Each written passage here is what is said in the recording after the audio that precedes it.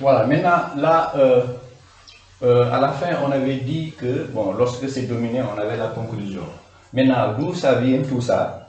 C'est parce que, comme on a réussi à montrer que t au carré exponentielle de montrer ça donne 0, bon, autrement, ce n'était pas bien visible dans la dernière partie de la vidéo, je crois bien, vers la fin du tableau, donc le bas du tableau, donc ça venait de ceci, hein, on peut remarquer, soit par comparaison, des fonctions polynômes et des fonctions exponentielles, on trouve 0, ou alors voir que ça nous conduit toujours à la forme 1 sur exponentielle de x sur x quand x tend vers plus l'infini, c'est-à-dire c'est 1 sur infini, plus l'infini comme on dit c'est 0.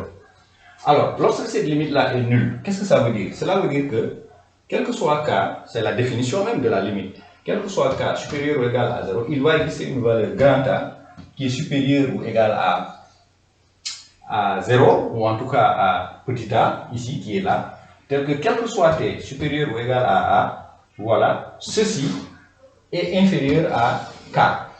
C'est la définition simplement de la limite que vous avez vue en première, et même en terminale et en première année. C'est tout simplement ça. Bon, maintenant, et en prenant k égale 1, si on prend k égale 1, ça nous donne ceci, est inférieur ou égal à 1, vous voyez, on arrive à ce que je souhaitais. C'est-à-dire que l'intégrande, c'est-à-dire la fonction qui était sous, l'expression qui était sous le symbole intégral, il est désormais majoré par une fonction du type 1 sur TO, par la fonction dont l'expression est 1 sur TO carré. Et celle-là, elle converge, voilà, c'est les intégrales de Riemann.